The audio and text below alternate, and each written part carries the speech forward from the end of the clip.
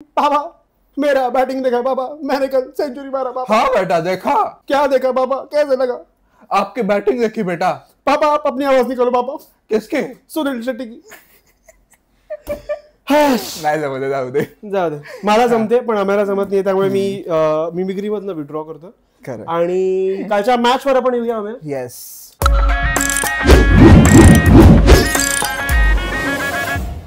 तर काल के.एल. राहुलने जी बॅटिंग केलेली आहे त्याविषयी तुला काय म्हणायचं? कमाल बॅटिंग केली के.एल. राहुलने. त्याने जवळपास 202 बॉल मध्ये त्यांनी सेंचुरी पूर्ण केली, ते आठवतं मला खूप. आणि टोटल त्याने रन्स मारले आहेत 137 247 बॉल मध्ये आणि 18 बाउंड्रीज मारलेत त्याने. सो काल त्याचा डिफेन्सिव्ह प्ले जो होता तो खूप कमालीचा होता. म्हणजे तो पुन्हा ते साई सुदर्शन बद्दल मी आदल्या व्हिडिओमध्ये बोललो की तो प्रत्येक बॉल डोळ्याखाली खेळत होता.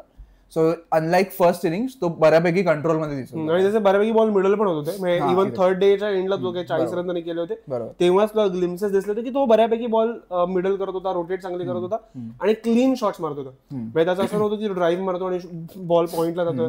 जसं की पहिल्या इनिंग मध्ये पहिल्या इनिंग मध्ये प्रॉब्लेम होता की सगळे बॉल कट लागून त्याचे स्क्वेअरला जातो सगळे. सो आता त्याचं या इनिंग मध्ये नाही वाटलं. या इनिंग मध्ये तो प्रॉपर वेळ घेऊन प्रॉपर कॉन्सन्ट्रेट करून खेळत होता. सो त्याचे बॉल चांगले मिळत होते. आणि आपण जे रिस्पॉन्सिबिलिटी बद्दल रोहित शर्मा आणि विराट नंतर राहुलने जे करायला हवं ते त्याने केलेलं आहे. येस, कारण तो आता सिनियर मोस्ट बॅट्समन आहे आपला आणि सगळ्यात जास्त टॅलेंटेड पण खूप जास्त. येस, आणि त्याला पोटेन्शियलला तो जगलाय काल खऱ्या अर्थी. सो ते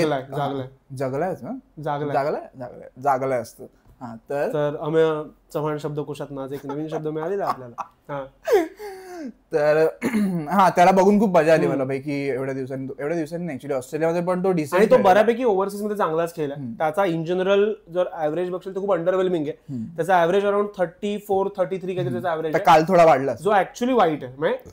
as a for opener it's one of the worst averages to continue career for this long. पण की त्याचा पोटेन्शियल बघता त्याला टीम मध्ये ठेवलं, टॅलेंट. आणि बीजीटी मध्ये त्याने रोहित शर्माला खाल्लं. पण माझं म्हणणं आहे की पण तो डिसेंट खेळला बीजीटी मध्ये पण. हा त्याने काय नॉक्स करत चांगले खेळले. अगदी मोठे इनिंग्स नाही खेळला तो, पण जे काही खेळला प्रॉमिसिंग. रोहित शर्माला बाहेर काढावं इतके इनिंग खेळला तो. तर त्यानंतर मला असं वाटतं की राहुलने तू बघशील तर राहुलचं जे म्हणतो ना, राहुलचं जे मेटल आहे बॅट्समन म्हणून, ते तुला दिसतं की त्याने आफ्रिकेत सेंचुरी मारली आहे, त्याने इंग्लंडमध्ये 2-3 सेंचुरी टाकल्यात, ऑस्ट्रेलियामध्ये त्याच्या पहिल्या टूरला सेंचुरी त्याने बेलबर्नमध्ये मारली होती. सो त्या मनात इंडियामध्ये एवढं भारी नाही राहिलं, म्हणजे त्याचा ग्राफ एवढा भारी नाही राहिला. पण त्याची जी ओव्हरसीज केपेबिलिटी आहे, जी राहण्याची पण होती जेवढं आपल्याला लक्षात आहे, तर त्या हिशोबाने त्याचं तुला कळतं की तो काय लेवलचा बॅट्समन आहे. आणि तेच तो स्विंग चांगला खेळतोय, तो बाउन्सी ट्रॅक्सवर चांगला खेळतोय, तो सीमिंग ट्रॅक्सवर चांगला खेळतोय. सो तो ओव्हरऑल कम्प्लीट पॅकेज आहे असं मला वाटतं. आणि स्पिनचा पण त्याचा गेम चांगला आहे. समटाइम्स मला वाटतं की तो खूप जास्ती, मला वाटतं मी कसं सांगू, अंडर कॉन्फिडंट घेऊन जातो कधी कधी. मला वाटतं की म्हणजे ऍटलीस्ट बघून तरी वाटतं, मला माहित नाही तो आहे अंडर कॉन्फिडंट की नाही, पण ऍज अ थर्ड पर्सन बघताना तुला ते जाणवतं की तो अंडर कॉन्फिडंट. आणि तुला राहुलकडे बघून जसं कळतं की एकतर आपण मागे पण एकदा म्हटलं होतं की रोहित आणि विराट बद्दल की रोहित विराट जरी आउट ऑफ फॉर्म असले तरी तुला त्यांच्या गेम मधलं तो कॉन्ट्रिब्युशन दिसत राहतं. पण जर राहुल आउट ऑफ फॉर्म गेला तर तुला अख्खा तो मिसफिट वाटायला लागतो. त्याचा इम्पॅक्ट एवढा जाणवत नाही. पण त्याची बॅटिंग पुन्हा त्याचं वाखाणण्याजोगी आहे माझ्या मते की राहुलने जितक्या इनिंग्स केल्यात इंग्लंडमध्ये त्या त्याने खूप इम्पॅक्टफुल इनिंग्स केल्यात, क्रुशल काही नॉक्स खेळल्यात त्याने. मागे पण जेव्हा झाली होती 22 मध्ये सिरीज, त्याने रोहित सोबत वर पार्टनरशिप चांगला टाकलं होतं. लॉर्ड्स मध्ये त्याने सेंचुरी टाकली होती. प्लस त्याने आता ही जी इनिंग केली, त्याने बहुतेक आपला पॉडकास्ट बघितला होता की राहुलने स्टेपअप करावं वगैरे केलेलं आहे स्टेपअप. आणि तेच त्याने काल खूप चांगली इनिंग बिल्ड केली. म्हणजे तो पंचची जी बॅटिंग चालू होती, पंचचा जो अख्खा शो चालला होता, तो त्याने असा भारावून नाही गेला. त्याने स्वतःचा गेम सतत नॉकिंग मला चालू ठेवला. आणि मला एक असं वाटतं की तो पुजारा आणि रहाणे यांचं मिश्रण आहे दोघांचं पण. सो ती दोघांची कमतरता तो एकटा पूर्ण करून काढू शकतो. म्हणजे तो रहाणे एवढा थोडा अटॅकिंग पण खेळू शकतो आणि पुजारा एवढा डिफेन्सिव्ह वर खेळतो. आणि राहुलचा स्वतःचा एक वेगळा नॅचरल गेम आहे की त्याच्याकडे शॉर्ट बॉलिंगचे चांगले वगैरे ते सगळं आहे. आणि तो एक स्टेबिलिटी देतो या पूर्ण स्क्वॉडला. तो एक स्टेबिलिटी म्हणजे बॅटिंग लाईन. तू बघशील तर विराट कोहलीवरती जो भरोसा ठेवू शकत होतो आपण इतक्या वर्षात बॅटिंगसाठी, तो माझ्या राहुलवर ठेवू शकतो आपण. आता ही बॅटिंग लाईनअप बघता त्याच्यावर तो ठेवू शकतो. पण Rahul being Rahul, you never know, Rahul कधी फॉर्म मधनं बाहेर जाईल. सो ते काय त्याचं या पूर्ण सिरीज मध्ये त्याचं फॉर्म मध्ये राहणं खूप महत्वाचं वाटतं मला. आणि सिरीज नाही म्हणत, माझं म्हणणं की त्याच्या जी आयुष्यातली 5-6 वर्ष उरलीत क्रिकेटची, कारण हा म्हणता तो रोहित विराट नंतर आलाय आणि 5-6 वर्षाचा डिफरन्स होता आणि त्याचं जे करिअर राहिलेलं आहे म्हणजे अप अँड डाऊन्स वालं, आता त्याच्याकडे 5 ते 6 वर्ष की आता तू खेळ, निदान 4 वर्ष. मला कठीण वाटतं त्याला ड्रॉप करणं, आता मला नाही वाटत त्याला ड्रॉप करण्यापेक्षा त्यानेही 4 वर्ष त्याचं जे पोटेन्शियल किंवा त्याच्याकडनं जे एक्सपेक्टेशन्स आहेत ना त्याच्या जवळपास त्याने जायला हवं. बरोबर. म्हणजे आपण रोहित शर्माकडनं मिस केलं माझ्यामध्ये की तो जेवढा मोठा बॅटर व्हायला तेवढा झाला नाही टेस्टमध्ये. राहुलने तेवढं व्हावं, राहुलने इन जनरल खूप अचीव्ह करावं असं माझं म्हणणं 4 वर्षात. किंवा मग सुनील शेट्टी आणि आपलं थोडं ते वालं कनेक्शन की तो आपण जेव्हा लहान होतो तेव्हा त्याचा डेब्यू झालेला, म्हणजे लहान म्हणजे अगदी लहान नव्हतं पण आपण कॉलेजमध्ये वगैरे असताना त्याचा डेब्यू झालेला. सो त्याला बघितलं आपण तिथपासून ते ह्या आपण त्या राहुलला बघितलं पण ह्या राहुलला पण बघितलं. हा आणि त्या राहुलला पण हा. सो त्याचा फॉर्म मध्ये असणं मला खूप महत्वाचं वाटतं. आणि आता पंतवर बोलायचं. हा, आता कालचा शोमॅन जो माझ्या मते सगळ्या क्रिकेट पंडित एक्सपर्टना त्याने हे केलं, म्हणजे चकित केलं असेल माझ्यामध्ये की तो ज्या पद्धतीने बॅटिंग करत सुटलाय. म्हणजे तू बघशील कालही पंतने तेच केलं, त्याचे पहिले 50 रन तुला कळलंच नाही की त्याने कसे मारले. मग एजेस लागलेत, मिस टाइम्स होत आहेत, पण त्यात त्याने रन्स गॅदर केले, अक्युमुलेट केले. पण नंतर जेव्हा त्याची नजर बसली त्याने जी बॅटिंग केली आहे पण म्हणजे तो ज्या पद्धतीने हिटिंग करत होता, तो स्वतः बरोबर पण बोलत होता मध्ये. हा, ऋषभ क्या कर रहा है ऋषभ, इजी बॉल पे मारना है, इजी बॉल पर क्या तेरे को विंड के हिसाब से नहीं खेलना है ऋषभ, गेम खेल, मिडल कर. आणि हे तेव्हा बोलला तो जेव्हा तो पाठी लॅप शॉट मारत होता आणि तो पडला आणि बॉल कनेक्ट नाही झाला, त्याच्यानंतर आणि माणसाने म्हणतात स्वतःशी बोलावं, ते खूप मनावरती घेतलं. आणि पण ह्या सगळ्यात मला वाटतं की एका माणसासाठी मला जेन्युअनली दया येते, म्हणजे आता हे जोक सपाट मला वाटतंय गोयंकांसाठी दया येते मला. म्हणजे त्या माणसाने त्याला 27 करोड मध्ये घेतलं होतं, त्याच्याकडनं खूप अपेक्षा होत्या. पूर्ण आयपीएल फ्लॉप, शेवटच्या मॅचमधून तो खेळला चांगला. आणि त्यानंतर आता जी सिरीज चालली आहे, सो कार्टविल्स मारतोय, छान धावतोय, छान रन्स मारतोय. सो जे गोयंकांना एक्सपेक्टेड होतं माहिती ते आपल्या अफेअर सारखं आहे की आपण तिच्यासोबत असतो, ती म्हणते हे सगळं लग्नानंतर करूया, मग आपला ब्रेकअप होतो काही कारणांनी, मग तुला दिसतंय दुसऱ्यासोबत ते सगळं करतोय त्यासाठी तिने आपल्याला अडवलं. ऋषभ पंत मला ते अफेअर वाटतं गोयंकाचं. आणि पंत प्लेड ब्रिलियंटली माझ्यामध्ये.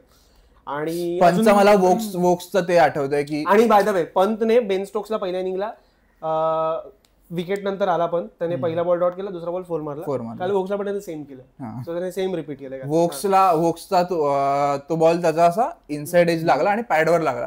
तो केएल समोर होता, केएल ला बोलतो की अरे तमीज दे रहा हो तो बैट को लग रहा ही नहीं है बॉल, अभी अपना ही गेम चलाना पडेगा, असं काहीतरी बोलला तो. आणि बदतमीजी चाहिए होती. आणि नेक्स्ट बॉलला पुढे स्टेप आउट केला आणि त्याने समोर 4 मारला. सो तो आय गेस तो त्याचा इन्स्टिंक्ट काउंटर अटॅकचा गेम आहे.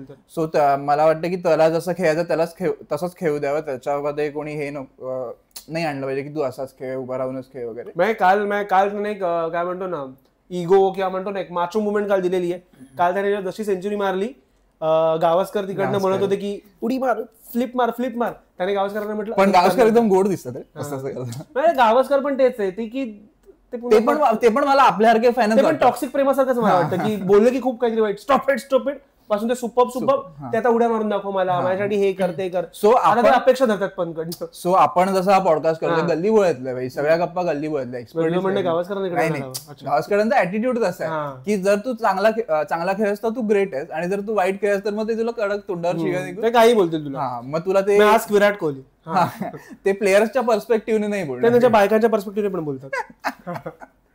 आज अनुष्का गावस्करचा तोडान आठवतो मला, वर्ल्ड कप जिंकल्यानंतर त्याचा वर्ल्ड कप होता ना. सो माझ्या तेच एक जे विराटने अगेन्स्ट 82 मारले तीच म्हणतो ना inning Pakistan T20 world cup वाली. So Gavaskar is full of life माझ्यामध्ये. आणि आता ह्या आयुष्याच्या ज्या वळणावर ते उभे आहेत तिकडनं माझ्या त्यांना प्रत्येक मुवमेंट त्यांची एन्जॉय करायची आहे. अरे म्हणजे आता ते क्रिकेट ब्रॉडकास्ट म्हणून किती राहतील मला हे माहिती एज येईल ना की आता बस झालं. पण त्याच्यासाठी काही एज नसेल मला वाटतं. नाही, आता मग एखादा प्लेअर म्हणेल की ह्यांना बॅन करा किंवा स्टार स्पोर्ट्सना बॅन करा, असं होऊच शकतं, ज्यामध्ये कधी कधी ते इमोशनल होतात. सो पण त्यांना बघायला खूप मजा येते. म्हणजे त्यांच्यावरती एक वेगळे त्यांच्यावर आपण रिलेट करू शकतो, जे आपल्याला फील होतं तेच ग्राउंडवर करतात. ते काही एक्सपर्टीज वगैरे त्या पॉईंट ऑफ व्ह्यूने एवढं कॉमेंट. आणि तू बघशील तर प्लेअर पण त्यांच्या अगेन्स्ट फार ग्रजेस धरून राहत नाहीत. विराट कोहलीचं मला माहित नाही त्या अख्ख्या फियास्कोनंतर विराटने त्यांच्याशी कसं वागला मला काही माहित नाही. पण आता पंतचं बघ ना, पंत बद्दल ते एवढं सगळं बोलले होते, पण पंत वॉज वेल विथ हिम. तुला वाटत होतं की इव्हन त्याच्यावर त्यांनी ऍड पण तरी पंत त्यांचं ऐकलं नाही, त्याने उडी मारली नाही एखादं.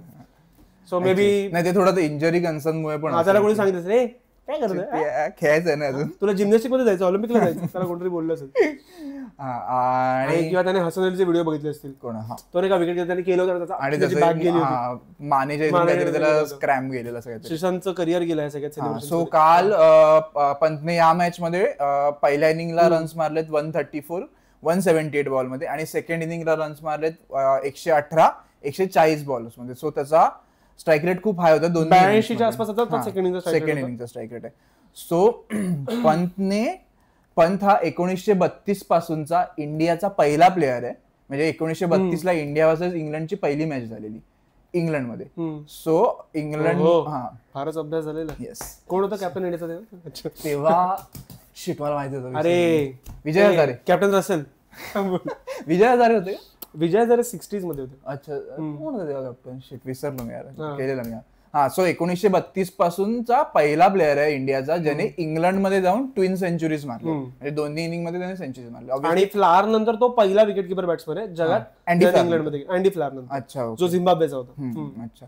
सो हे खूप मोठा रेकॉर्ड आहे. जर 1932 पासूनचा जर ऑलमोस्ट आता 100 वर्ष होतील काही, सो तेव्हापासून जर त्याने हे पहिला अचीव्ह करणार असेल तर मग पंत खरोखर खरंच ग्रेट आहे. लेजंड मध्ये आता जाऊ शकतो त्याचा हा जो, आणि माझ्या मते जेव्हा तो करिअर फिनिश करेल, माझ्या मते he will be of his kind, माझं म्हणणं आहे. कारण आता पण वेंगसरकरांचं वगैरे नाव घेतलं जातं. मी सांगतो तुला एक लिस्ट आहे. वेंगसरकर, द्रविडच्या 6 सेंचुरीज आहेत, वेंगसरकरांच्या 4 सेंचुरी, हा इंग्लंडमध्ये. वेंगसरकरांच्या, ज्यांच्याशी अमेचा फारच जवळचा संबंध आहे, तो आपण पुन्हा वेंगसरकर खाली विचारतील कोण आहे. तर वेंगसरकर आणि सॉरी, तर वेंगसरकर, सचिन तेंडुलकर, त्याच्या 4 सेंचुरीज आहेत. आणि ह्यांचं करिअर तुला माहिती किती मोठं होतं, किती वर्ष हे लोक केलेत. सो पंतने 7 वर्षात त्या 2 कोविडची, 1 वर्षाच्या ऍक्सिडेंटचं सोडलंस तर 4 वर्षात तो हार्डली केला, त्यात त्याने एवढं सगळं अचीव्ह केलंय. So I think he has a long way to go माझ्यामध्ये. आणि त्याचा पुन्हा काउंटर अटॅकिंग गेम हा खूप माझ्या इम्पॉर्टंट यासाठी आहे, जे तू थर्ड इनिंगला येतो, जेव्हा टार्गेट द्यायचं असतं, इम्पोज करायचं असतं. जसा KL राहुल इम्पॉर्टंट आहे विकेट वाचवण्यासाठी, तसं त्या टार्गेट सेट करण्यासाठी पंत खूप इम्पॉर्टंट आहे. आणि इन जनरल टेस्ट क्रिकेटसाठी पंत खूप इम्पॉर्टंट आहे. इंटरनॅशनल क्रिकेट मागून ते बडबडतो, आजकाल तो बॅटिंग करताना तो जो एंटरटेनिंग फॅक्टर आहे, जसं की विराट कोहलीच्या बाबतीत बोलत की टेस्ट का बघायची वाटते, तर विराट कोहली खेळतो, जिवंत. सो पंत हा खूप पंत, बेन स्टोक्स, पुन्हा ऑस्ट्रेलियाचा ट्रॅव्हिस हेड, पॅट कमिन्स यांसारखी माणसं टेस्ट क्रिकेट जिवंत ठेवण्यासाठी खूप महत्त्वाची. बरोबर. इंडियात पण काय मोहम्मद सिराज, मग पंत इंडियाचा नाही इच्छा. सिराजची मारायची म्हणून काही कनेक्शन. सो पंत मला त्यासाठी पण महत्वाचं वाटतं की भाई तो टेस्ट क्रिकेटसाठी खूप इम्पॉर्टंट फॅक्टर आहे, टेस्ट क्रिकेट जिवंत ठेवण्यासाठी. पण तो स्वतःशी का बोलत असेल, काय वाटतं, काय स्वतःशी का गप्पा मारतो आजकाल? उर्वशी सध्या बोलत नाही का त्याच्याशी?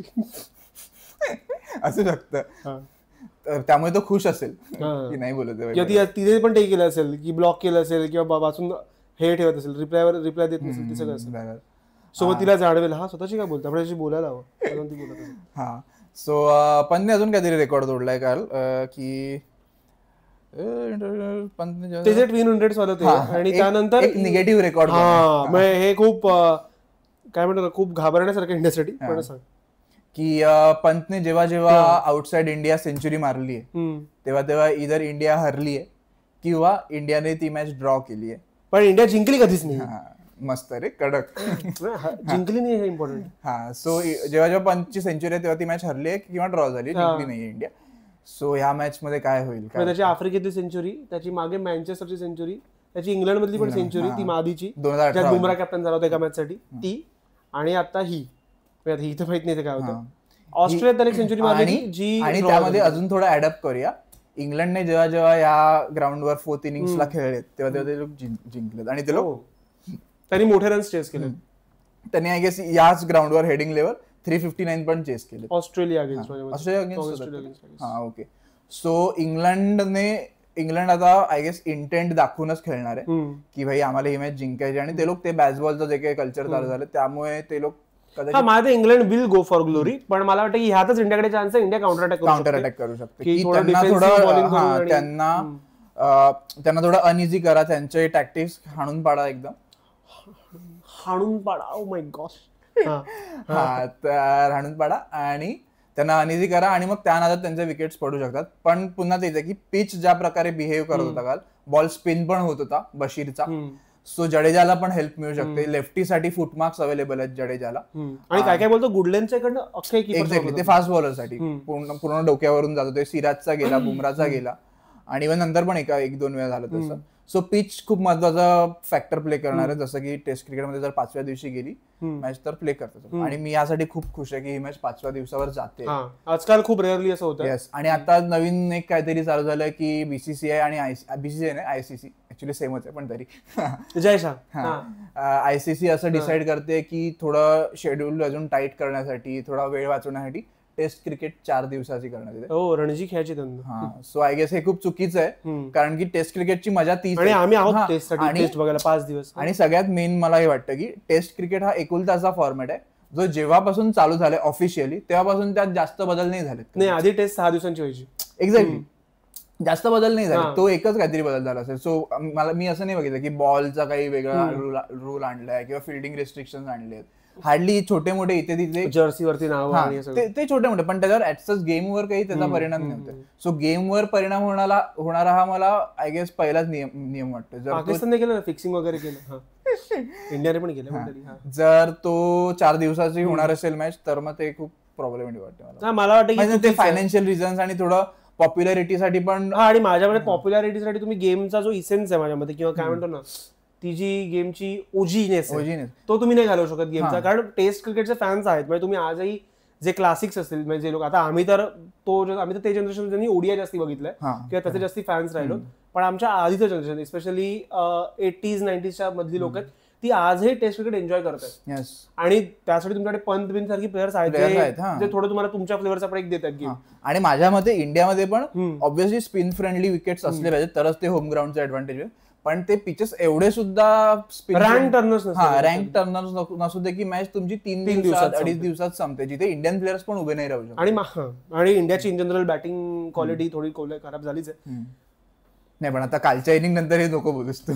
नाही, पण कालचं पिच त्यामानाने बॅटिंगसाठी इझी आहे ना. तर अजून एक गोष्ट आहे की, आणि मला ऑलरेडी असं वाटतं की WTC तुम्ही जे काय आणलेत फॉर्मॅट, त्यामध्ये लोकांना जिंकणं खूप महत्वाचं. सगळ्यांना माहिती की पॉईंट्स किती मॅटर करतात.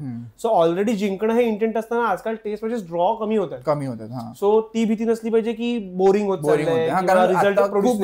रिझल्ट ओरिएंटेड मॅचेस होतात आणि खेळतात लोक त्या हिशोबाने. त्यासाठी मी एक स्टेटमेंट ऐकलं की जर तसं बघितलं तर वर्षाला ते लोक 153 दिवस वगैरे सेव्ह करणार आहेत. तसं काय करणार ते दिवस सेव्ह करून? तुम्ही त्या दिवसांमध्ये T20 मॅचेसच खेळवणार आहेत. आणि T20 ओडीआयचं शेड्यूल तर लागत नाहीये भाई. T20 एका पॉईंट जेन्युइनली बोरिंग आहे. तुम्ही जेवढ्या लीग्स बघताय, IPL वगैरे बघताय, त्यानंतर मला असं वाटतं की इंटरनॅशनल T20 बघण्यात मजा नाही येत माझ्यामध्ये. टुर्नामेंट हे series bilateral series, international T20 बघायला ट्रॉफीसाठीच मजा येते. आणि IPL आपल्याकडे ऑलरेडी आहे. सो मला T20चं वाढवण्यात काही मजा नाहीये, कारण ते ऑलरेडी वाढलेलं आहे आणि ते खूप क्लटर होऊन जाईल. माझं म्हणणं त्यातल्या त्यात तुम्ही वन डे जी मरत चालली ती वाचवायचा प्रयत्न करावा असं माझं म्हणणं. वन डे मध्ये आता तो रूल आणला ना 34 ओव्हर वाला, 2 बॉल 34 ओव्हर, ते सगळं ठीक आहे, पण वन डे पॉप्युलर नाही होत, फक्त वर्ल्ड कप उरले जातात, बाकी काही नाही. मग ते फिफा सारखं होऊन जाईल की एक वर्ल्ड कप खेळायला फक्त सगळे येतात. पण ठीक आहे, क्रिकेटमध्ये वेगवेगळे फॉर्मॅट्स आहेत. फुटबॉलमध्ये असं नाही एक 10 मिनिटाची मॅच खेळू वगैरे असं नाही फुटबॉलमध्ये. त्याच्यात पण येईल कदाचित थोड्या दिवसांनी 50 मिनिटाची एक पेनल्टीची मॅच फक्त. तर सो आता पंत आणि राहुल बद्दल बोललोच आहे आपण, कालचा त्यांचा जो काही शो होता. थोडा आपण लोअर मिडल ऑर्डर बद्दल पण बोलूया, जी काही फ्लॉप चालली आहे लास्ट इनिंगला पण. म्हणजे कॉन्ट्रीब्युशन म्हणजे ऑलमोस्ट नाके बरोबर होतं. पहिल्या मॅच मध्ये, पहिल्या इनिंग मध्ये 41 रन्सवर आपण शेवटचे 7 विकेट्स घालवले, आणि दुसऱ्या इनिंग मध्ये 31 रन्सवर आपण शेवटच्या 6 विकेट घालवले. त्याबद्दल थोडं कन्सर्न असायला हवा through out the series. Concern पेक्षा माझं म्हणणं की आता हेच आहे, 7 आणि 6 विकेट तू म्हणतोस, 7 विकेट गेले त्याचा अर्थ पहिले 5 चांगले खेळलेत, खालचे 7, मग त्यात जडेजा येतो, त्यात ठाकूर येतो, त्यात करुण नायर येतो माझ्या मते.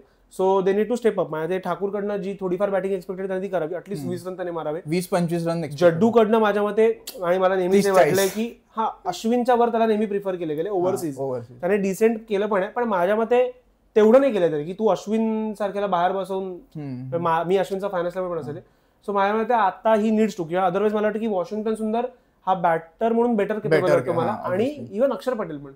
सो माझ्या ते जड्डू आता ज्या एज कडे पण चाललाय, एकतर मग जड्डूने थोडा माझ्या ते बॅटिंग थोडी हँडी बॅटिंग तरी करावी माझ्या मते, आणि करून नायर ते जे ट्रिपल सेंचुरीज आहेत फर्स्ट क्लास फर्स्ट क्लास मध्ये, ह्याची पण एक आहे ह्याच्या गल्लीमध्ये. करून नायरचं मला वाटतं की त्याने जो लास्ट चान्स मागितला होता की मला एक चान्स द्या, ऑब्व्हियसली त्याला एका टेस्टवर जज करू नये, पण मग माझ्या मते शेवटी नाही, पण तो काल जेवढे काही काल त्याने 20 रन्स मारले. सो तो टच मध्ये दिसत होता, सो कदाचित तो पुढच्या मॅच मध्ये चांगला पण खेळेल. पण मला पुन्हा तेच वाटतं की काही लोक असतात असं मला वाटतं की जे इंडियन क्रिकेटमध्ये किंवा इंडियन वर्ल्ड क्रिकेटमध्ये की ते नावडतीचं मीठ आणि जसं असतं ना तसं आहे ते. सो माझ्या मते करुण नायरला बाहेर काढायला चान्स शोधला जाणार, आणि ऑलरेडी बाहेर अय्यर बसला, त्याचं भलेही गंभीरची वाईट असेल, वाकडं असेल आणि जे काय असेल रिझन, पण मला वाटतं की Karun Nair needs that one performance मला म्हणणं की त्याचे. आणि प्रॉब्लेम नायरचा मला वाटतं हाच राहिलाय की मध्ये काही नाहीये, त्याने 300 मारलेत, त्याने तर काहीच नाही केलं. त्याचे 8 मॅच मध्ये 334 रन्स होते, ओके, त्यात 303 त्याचा हायएस्ट होता. सो बघ ना, त्याने बाकी 7 इनिंग त्याने 31 रन्स मारले, 7 इनिंग जे काय ते. So this is not affordable माझ्यामध्ये. आणि तुझी एक इनिंग तुला, पण ठीक आहे, आपण एवढं त्याच्यावर हार्श नको होऊया. नाही, हार्श होण्याचा मुद्दाच नाही, मला करुण नायर चांगलाच वाटतो, बट माझ्या मते की त्याने आपला पॉडकास्ट बघावा. नाही, त्याला आय गेस ही सिरीज द्यावी, एक मॅच 2 मॅच नाही, ही पूर्ण सिरीज द्यावी त्याचं, कारण की इंटरनॅशनलचं प्रेशर ऑब्व्हियसली वेगळं असणार तुझं रणजी क्रिकेटमध्ये किंवा इंग्लंड लायन्स विरुद्ध खेळण्याचं, ज्यात त्याने डबल सेंचुरी टाकली आणि मागे बाहेर रेडी बसलाय, ज्याने सेंचुरी मारली ऑस्ट्रेलियामध्ये. हा, सो त्याला ही सिरीज देण्यात यावी पूर्णपणे, त्याच्यानंतर मग त्याच्यावर डिसाईड, कारण जरी मग तेच आहे विराट रोहित सोबत त्याला पण रिटायर करा, ही सिरीज झाली की असं नका, ही सिरीज झाली नाही झालं पाहिजे. त्याच्याकडे 10 इनिंग्स आहेत तसं बघायला गेलं तर, आता 2 त्याच्यातल्या गेल्यात आता, सो आता 8 इनिंग्स उरल्या. सो 8 मधल्या तो 3 जरी चांगल्या खेळला तरी पण त्याचं, पण हे हा म्हणता निघून जातो त्या इनिंग्स, जसं आपल्याकडे इतकी वर्ष होती, काय झालं असं इथे बसून बडबड करतो क्रिकेटवर, जे हा कधी खेळला नाही, मी कधी होऊ शकलो नाही. हा, ठीक आहे. सो त्याच्यावर आपण हार्श नको असं वाटतं की ही सिरीज त्याला खेळू दे, फ्री आरामात खेळ, आरामात खेळ, तुझ्याकडे वेळ. पण हे जे कन्सर्न तू म्हणतोस, तर मी एक स्टॅट आहे की टॉप 5 बॅट्समनचे ह्या मॅच मध्ये 721 रन्स आहेत. टॉप 5 मध्ये ते सगळे येतात, के.एल. राहुल, यशस्वी जायस्वाल, सुदर्शन, गिल, रिषभ पंत, हे 5 आहेत, यांचे 721 रन्स या मॅच मध्ये. हा, आणि बाकी 6 लोकांचे 65 रन्स आहेत. सो हा डिफरन्स 656 आहे, जो इंडियासाठी सगळ्यात हायएस्ट राहिला. सो इट्स व्हेरी कन्सर्निंग माझ्यामध्ये, कारण इंडियाचं होतं की एक्झॅक्टली तू हे बघ ना, तू बॉटम 6 बोलतोयस, बॉटम 6 असं काही नसतं, बॉटम 4 बॉटम 3 असं असतं. सो बॉटम 6 मध्ये तू खूप बॅट्समन्सला पण इन्क्लूड करतो, all-rounders, lower down the orders असतात ते थ्रू आउट द सिरीज खूप कन्सर्निंग असू शकतं आपल्यासाठी, जर ते त्यांनी ऍटलिस्ट 50 ते 70 रन्सचं तरी योगदान असलं पाहिजे त्यांचं, सगळ्यांचं मिळून, मी एकाचं पण नाही म्हणत. आणि मला वाटतं की इंग्लंड आणि इंडियामध्ये तो डिफरन्स असू शकतो की इंग्लंडचा जो लोअर ऑर्डर खेळला त्या दिवशी 60-70 त्यांनी मारले, आणि इंडियाचा जे खेळ आहे कार्स वगैरे येऊन 22-23 रन मारून जातात, त्यांनी 22 मारले सोड, त्यांनी पार्टनरशिप टाकल्या 50-50-50, त्या खूप मॅटर करतात.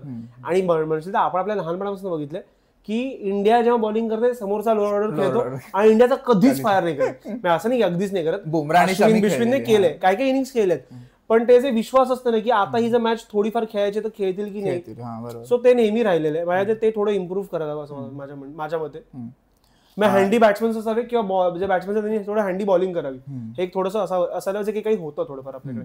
आणि इंग्लंडच्या बॉलिंग बद्दल तुला काय बोलायचं? कार्सने काल चांगली बॉलिंग टाकली, त्याने 3 की 4 विकेट घेतल्या, 3 त्याने 3 घेतल्या, टंगने 3 घेतल्या आणि स्टोक्सने 2 घेतल्या. स्टोक्स जो काय बॉलर म्हणून उभा राहिला, पण त्याचा एकच होणार आहे, इंजर्ड होणार तो. हा, पुन्हा त्याच्या बॉलिंगमुळे लढे लागू शकतो, आणि तो पण इंजरी प्रोनच वाटतं रे मला नेहमी, असं खूप लाईनवर असतो तो, कधी काय होईल सांगता नाही. तो एक तर इंजर्ड असतो किंवा तो स्टार असतो. सो आज ऍक्च्युली 5व्या दिवशी तो खूप डिसायसिव्ह असेल इंडियासाठी. तो परत स्लो खेळतोय का, आणि त्याची हेडिंग्लेवरची इनिंग आपण विसरून चालणार नाही. हेडिंग्लेचीच होती का ती? इंटरेस्टिंग. सो ते शेवटच्या विकेटवर त्याने 130 रन चेस केले होते शेवटच्या एका विकेटवरती. सो तेच आहे इंडियाच्या हिशोबाने, मला वाटतं की पुन्हा तेच आहे, it's all about, it's all eyes on Jasprit Bumrah. Yes, जे नसलं पाहिजे, पण आता ऑप्शन नाही आपल्याकडे. सो बुमराह, माझ्या पिचवर थोडा विश्वास आहे की तो तुटेल पिच अजून, जसं जसं दिवस जाईल तसा. सो आणि ऊन थोडा वेळ असलं पाहिजे तरच ते क्रॅक ओपन होतील जर ऊन असेल तर. आणि नंतर मग ओव्हरकास्ट कंडिशन होते, मग सिराजचा बॉल पण फिरेल, स्विंग होईल आणि मग प्रसिद्ध कृष्णा पण येईल प्ले मध्ये. मला वाटतं टॅक्टिकल इंडियाने खूप टाईट असलेलं खूप नेसेसरी आहे, कारण एकदा ही मॅच तू हरू पण शकत नाहीस आणि तू नाही जिंकलास निदान ड्रॉ तरी झाली पाहिजे. कारण ते इंग्लंड हे जिंकण्यासाठी डब्ल्यूटीसी मध्ये तुझे पॉईंट्स खूप त्यामुळे हे होतात, मॅटर हलतात त्यामुळे. आणि सगळ्यात म्हणजे सिरीजची पहिली मॅच आहे, सो तुझा टोन सेट होते आणि कॉन्फिडन्स साठी तुझा पण हेल्पफुल असतो. आणि त्या सगळ्याच्या वरतून मला वाटतं की बुमराह 3 मॅच खेळणार आहे, त्यातली ही एक मॅच आहे, सो जिंकायला काल पुजाराने बुमराची बायको संजना ती हे घेत होती, संजना इंटरव्ह्यू घेत होती, संजना बुमराह. तर पुजारा तिला विचारतो, आप बुमराह को जाके एक बात कह सकते हो क्या, की एक रिक्वेस्ट करो की वो प्लीज 5 मैच खेल ले, 5 मैच. आणि ती विचारली हा मी बोलते अरे पुरा करियर जाएगा मेरा इसमें, बुमराह झालं असेल त्यात. सो तेच आहे, मला ते बुमराहवरती अख्खं लक्ष आहे आपलं, आणि बाकी बॉलर्सने पण चिप इन करावं. आणि इंग्लंडच्या बॅटिंग मधनं मला वाटतं की भीती कोणाची असायला हवी, जो रूट आणि ओलिपोपची आहे. पण ओलिपोपचा जो इतिहास राहिला तो एक इनिंग चांगली घेऊन पुढे सगळ्या हागला, पुनरावृत्ती होईल, ते पण ग्रांटेडने धरलं पाहिजे. पण नाही, मला असं अजून वाटतं की वरनं जे बेन डकेट आणि क्रॉली आहेत त्यांची क्रॉली जरी मला ठीक वाटतं, बेन डकेटची मला जास्त भीती नाही. क्रॉली खेळतो पण जर तू कम्पेअर केला तर मला बेन डकेटची जास्त भीती असू शकतं. तर पहिल्या इनिंगला पण चांगला खेळलाय. आणि माझ्या मते तेच आहे, इंडिया फारच मला वाटतं की थोडंसं हे असावं, काय म्हणतो ना, टॅक्टिकली अलर्ट असावं माझ्या मते, कारण ही मॅच कधीही ड्रिफ्ट होऊ शकते. इंग्लंडमध्ये एक तर मॅच आहे ती, सो एक तर ते काउंटर अटॅक करायला सुरू झालं की ती मॅच पण जाऊ शकते, किंवा मग अगदीच मग फसू शकते इंडिया जर तो काउंटर अटॅक सक्सेसफुल झाला की भाई आता रन्स डिफेंड करायचे की विकेट घ्यायला जायचं. आणि त्याच्यात तो जॅमी स्मिथ पण, तो पण चांगला बॅट्समन. सो आणि इंग्लंडची तू बॅटिंग बघशील, इंग्लंड लिटरली क्रिस वोक्स पर्यंत बॅटिंग करते. आणि क्रिस वोक्स चांगला खेळला लास्ट इनिंगला, किंवा त्या कार्स पण काहीतरी रन मारला. तेच बोललो ना, 22-23 रन तो पण मारला. सो तेच आहे पुन्हा की त्यांच्या लोअर ऑर्डरला लवकर गुंडाला, आणि त्याच्या आधी टॉप ऑर्डर आउट, त्याच्या आधी टॉप ऑर्डर आउट. ठीक आहे, तू काय वाटतं कोण जिंकेल? मला ही वाटतं की इधर इंडिया जिंकेल किंवा मग ड्रॉ होईल. तू जसं बोललायस की इंग्लंड जिंकणार आहे, सो लेट्स सी भावेशची जीप काळी आहे का आणि त्याच्या विरुद्ध होतोय का.